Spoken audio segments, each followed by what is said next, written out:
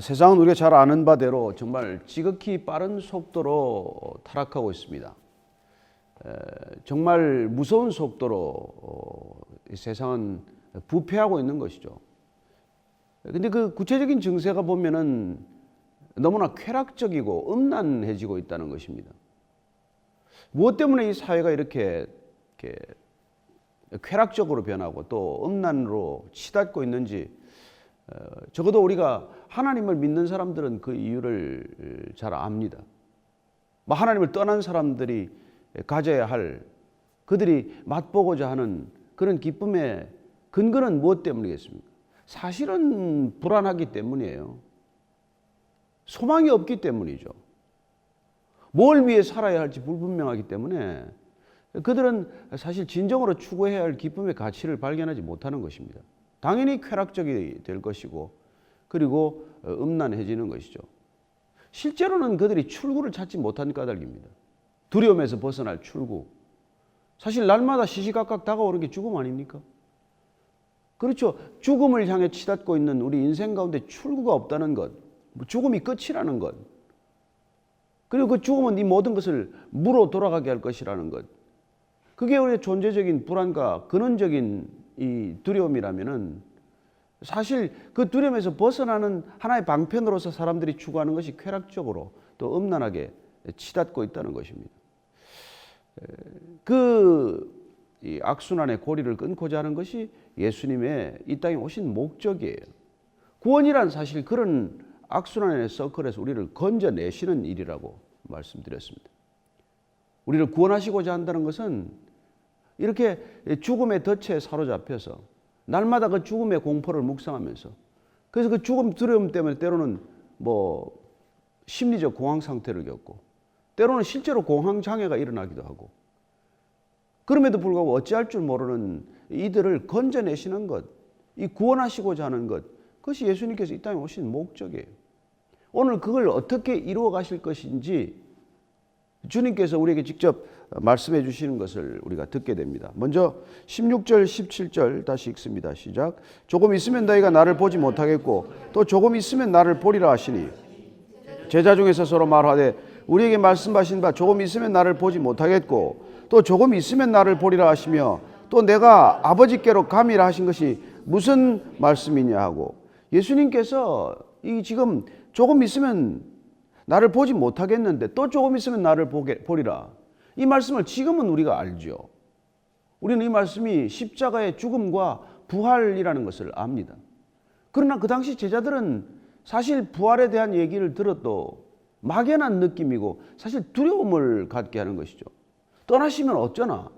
떠나시면 어떻게 하라는 얘기인가? 그래서 지금 이 말을 정확히 무슨 뜻인지 이해할 수가 없는 것이죠. 조금 있다가 나를 못 보게 될 것인데 또 조금 있다가 나를 보리라. 그게 무슨 말이냐? 이걸 놓고 지금 수군대는 거예요. 제자들끼리. 저게 도대체 무슨 말씀을 하시고자 하는 것인가?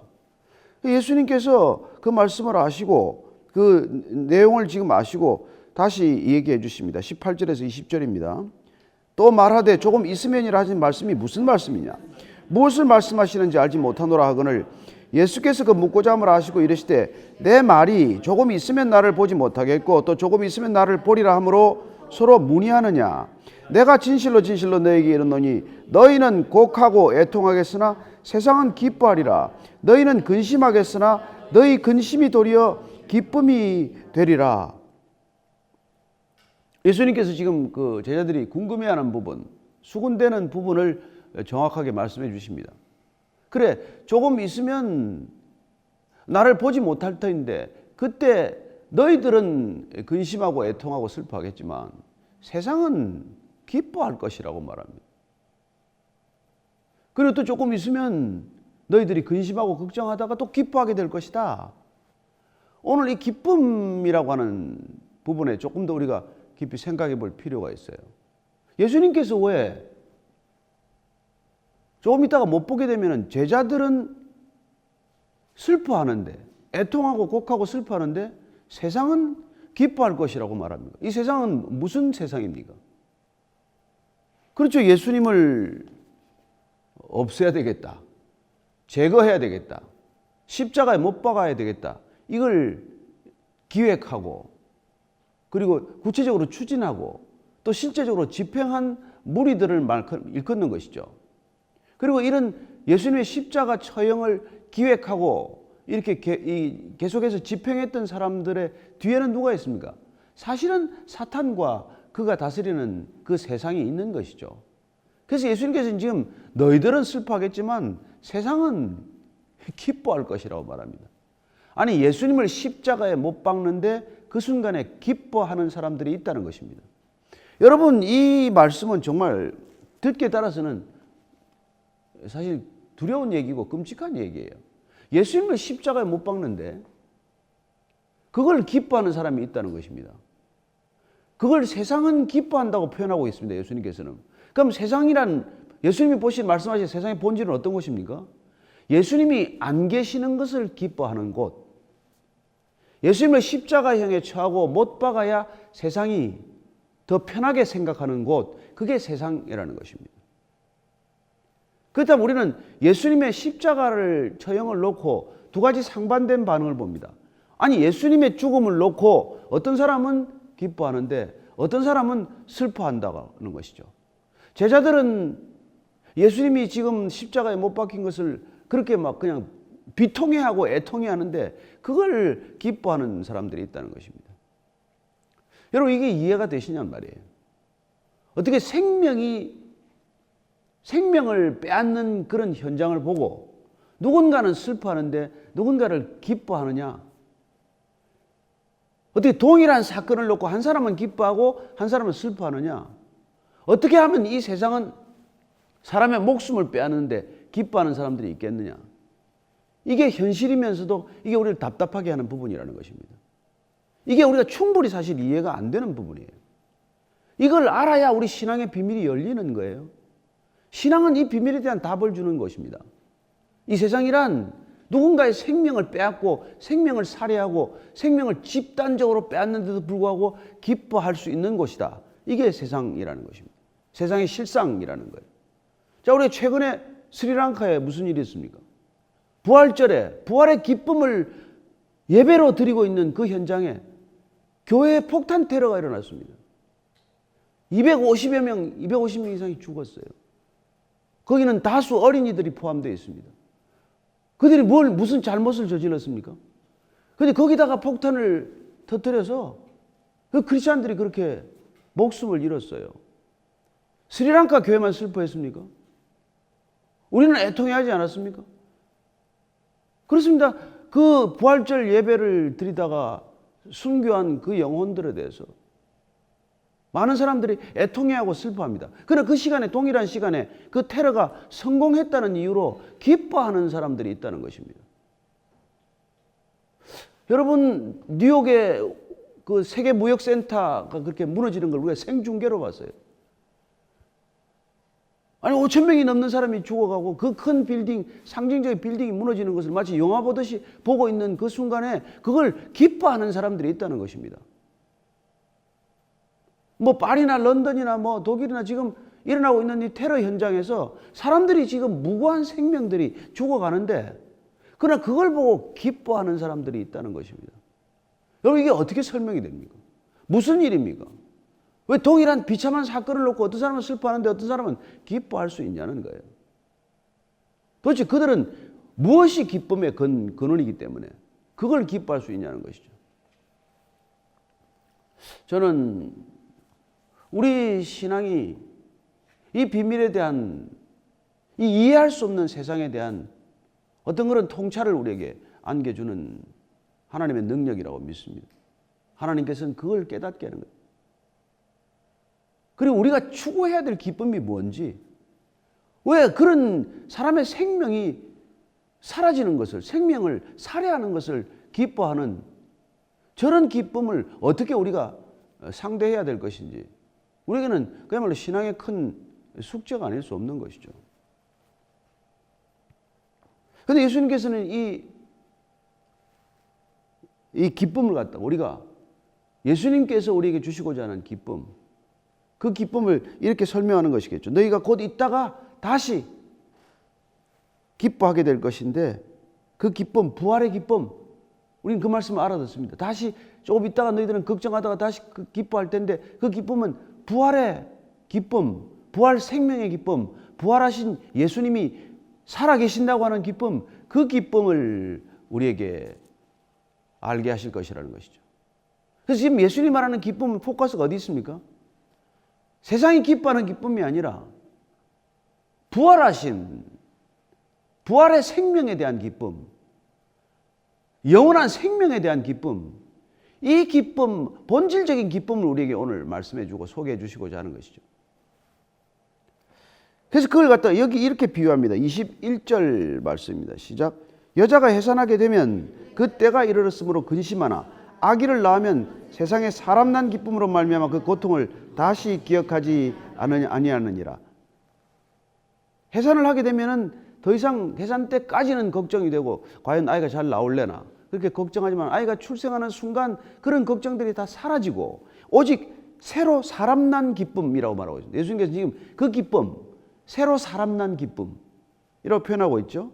그 세상에 사람 난 기쁨으로 말미암아 그 고통을 다시는 기억하지 아니할 것이라고 말씀해 주고 계신 것이죠. 여러분, 세상에는 사람의 목숨을 빼앗는 것을 기쁨으로, 사람의 생명을 죽이는 것을 기쁨으로 생각하는 사람들이 있는가 하면은 이렇게 세상에 사람 난 기쁨, 이 기쁨을 맛보는 사람들이 있다는 것입니다. 예수님께서는 이 세상에 사람 난 기쁨, 거듭나는 기쁨, 새롭게 새 생명을 얻는 기쁨, 새 생명으로 새롭게 되는 이 기쁨을 우리에게 기쁨의 본질로 소개해 주시고자 하는 것이죠. 그렇습니다. 이 기쁨은 뭐라고 말씀하십니까? 22절입니다. 시작. 지금은 너희가 근심하나 내가 다시 너희를 보리니 너희 마음이 기쁠 것이요 너희 기쁨을 빼앗을 자가 없으리라. 지금은 근심하지만은 내가 다시 너희를 볼 때 너희는 마음이 기쁜데 심령이 기쁠 것인데 그 기쁨은 빼앗을 자가 없을 것이다 말하는 것입니다. 그래서 우리가 여기 지금 오늘 이 기쁨에 대한 몇 가지를 좀 이렇게 깊이 살펴봐야 된다고 나는 생각을 해요. 도대체 우리가 기쁨을 이 세상에서 추구하고 살아가는데 어떤 기쁨들을 추구하고 있냐는 것이죠. 무엇을 도대체 기쁨이라고 생각하고 사느냐는 것입니다. 첫째로는 우리 육신을 기쁘게 하는 게 있죠. 육체적 만족을 우리는 기쁨이라고 말합니다. 그러나 그 기쁨은 뭐예요?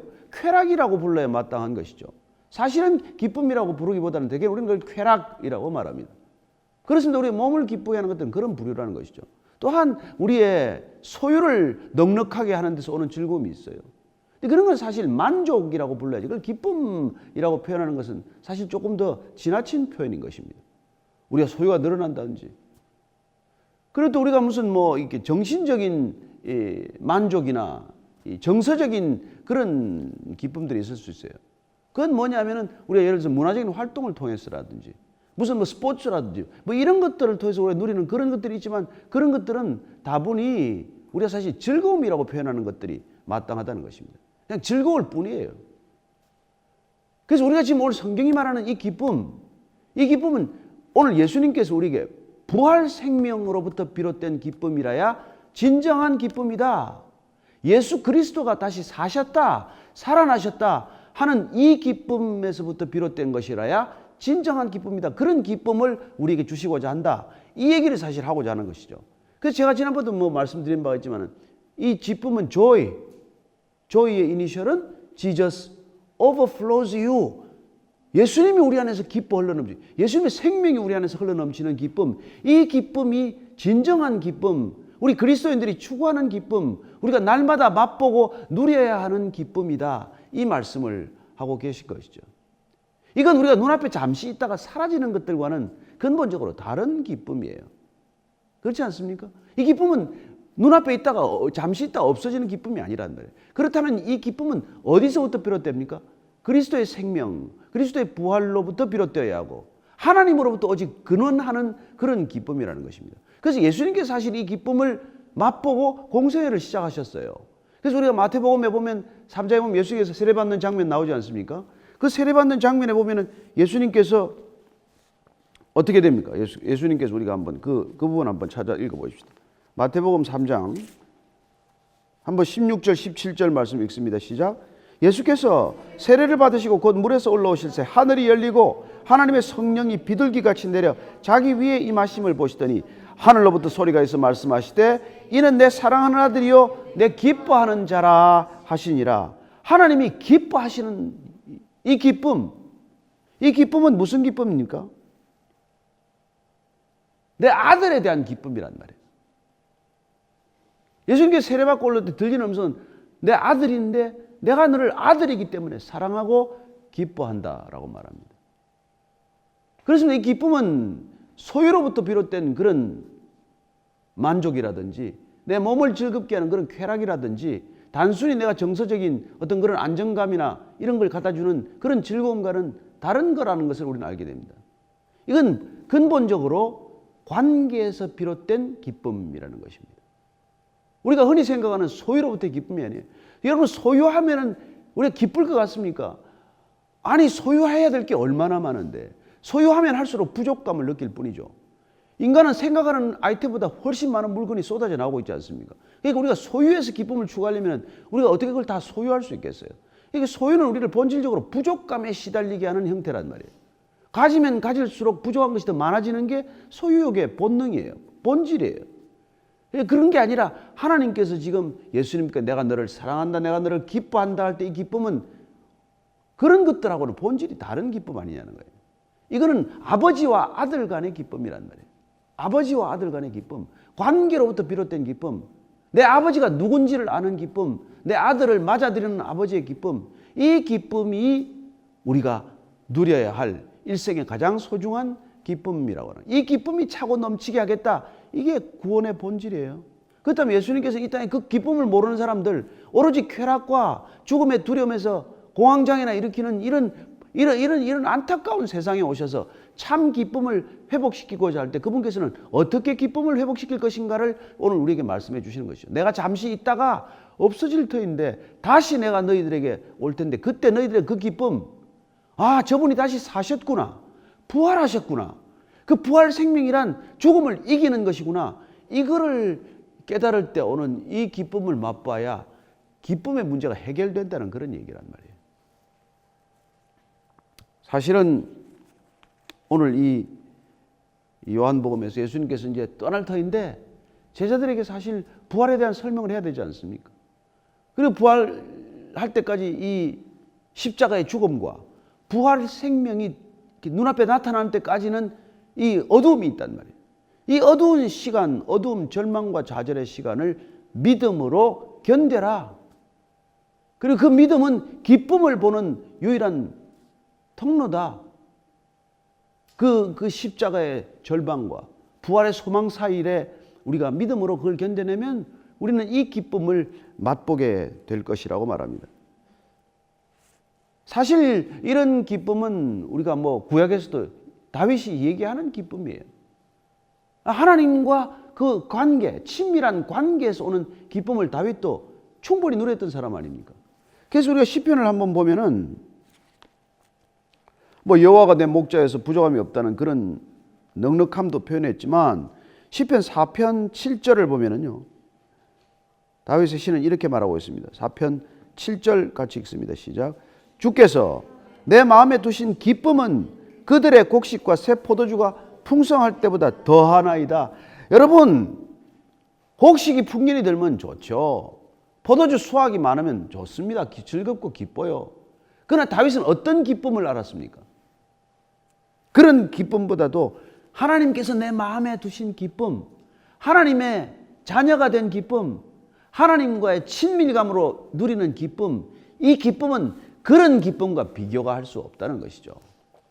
소유나 내 세상에 내 성취나 이런 것들이 주는 만족과는 비교할 수 없는 기쁨이라고 말하고 있습니다. 저와 여러분들이 이 기쁨을 날마다 누릴 수 있게 되기를 바랍니다. 이 기쁨이 여러분 음란을 이길 줄로 믿으시기 바랍니다. 이 기쁨이 불안을 이길 줄로 믿으시기 바랍니다. 이 기쁨이 진정한 구원의 선물이라는 것을 믿으시기 바랍니다.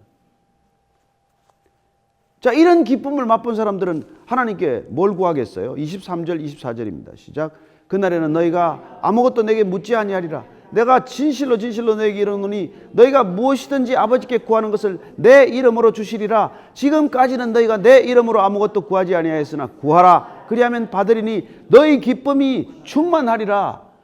우리가 그런 하나님과의 기쁨의 관계, 친밀한 기쁨에서 오는 관계는 우리는 뭘 구하게 됐습니까? 아버지한테. 아버지한테 구하는 걸 기도라고 하지 않습니까? 팀 켈러는 기도란 의무를 지나서 기쁨에 이르는 과정이다 이렇게 말합니다. 물론 우리가 막 간절히 구할 때 있죠. 목숨을 그냥 걸고 구해야 할 때 있습니다. 절박한 기도들이 있어요. 그러나 대부분의 기도는 친밀감을 더하는 교제의 기도라는 것을 잊지 마십시오. 쉬지 않고 기도하라 할 때 쉬지 않고 구하라 그 뜻이 아니란 말이에요. 사실은 구하지만은 그 구함이란 우리의 소유를 위한 것, 우리의 형편과 사정과 처지를 바꾸고자 하는 구함이 아니라 하나님을 기뻐하는 구함이요, 그 기쁨이 내게 흘려들기를 바라는 그런 구함이지. 그럴 때 그때 구하는 걸 뭐라고 합니까? 지금 예수님께서는 무엇이든지 아버지께 구하는 것을 내 이름으로 주시리라. 내 이름으로 지금까지 너희들이 아무것도 안 구했다는 거예요. 아니 많이 구했겠죠.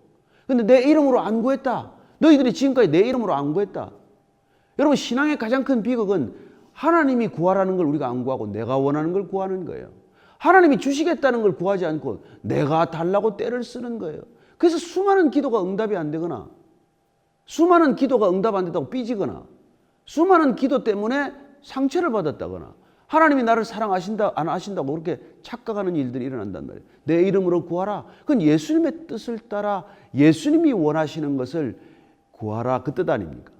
이거를 구하는 것이 기쁨이요, 그 구함이 이루어지는 것이 또한 더 풍성한 기쁨이 되리라고 말씀해 주고 계신 것이죠. 그래서 기도 생활은 우리를 너무나 풍성하게 하고 너무나 기쁘게 하는 거예요. 우리가 기도 끝나고 나서 예수의 이름으로 기도드립니다, 이게 이름으로 구하는 게 아니란 말이에요. 예수님이 구하라고 하신 것을 구하는 것, 예수님이 주시고자 하는 것을 구하는 것, 그게 기도의 본질이요, 그게 기도의 기쁨이요, 그 기도가 응답될 때 오는 그 기쁨의 풍성함은 세상에 어디서도 맛볼 수 없는 그런 놀라운 기쁨이라는 것이죠.